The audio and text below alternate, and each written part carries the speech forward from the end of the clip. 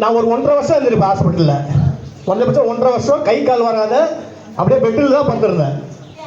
அந்த 1.5 வருஷமும் முடிந்த உடனே வீட்டுக்கு போகும்போது உட்காந்து தான் போகிறேன். அது சைக்கிளில் தான் உட்காந்து தான் போகணும்.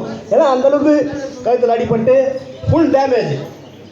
அந்த டைமில் வந்து எனக்காக சார் அந்த ஒரு நாள் வாங்க உங்களுக்காக ஒரு ப்ரோக்ராம் பண்ணியிருக்கேன் அப்படின்னு சொன்னாங்க. பரவாயில்ல, நம்மளுக்காக எவ்வளோ கஷ்டம். 1 ரூபாய் இல்லை என்கிட்ட, 1 ரூபாய் இல்லை. வித்தோட்டா இருக்கேன், மாணக வீட்டில் இருக்கேன். போயிட்டு அங்கே போனால் அண்ணாமலை பண்ணுறதுல பிரம்மாண்டமான ஒரு நிகழ்ச்சி. சங்கர் கணேசன்ல இருந்து பல நடிகர்கள். எனக்கே ஆச்சரியமாயிடுச்சு. உட்காந்து அப்படியே ஆனந்த கண்ணீரோடு பார்க்குறேன். ரொம்ப வேதனைப்பட்டு அந்த டைமில் ரொம்ப மனசுக்குள்ள ஃபீலிங் தானே, நடக்க முடியல. ஒரு கலைஞன் ரொம்ப வேதனை, அது சொல்ல முடியாது, சொல்லிட்டே இருக்கலாம். அந்த டைமில் ஜோஷம் அண்ணனும் அக்காவும் சேர்ந்து ஒரு அருமையான நிகழ்ச்சியை பண்ணி 85,000 ரூபாய் கொடுத்தாங்க. நீ உங்களாலேயே அண்ணனாலாம் இதை வந்து என்றைக்குமே மறக்க மாட்டேன்.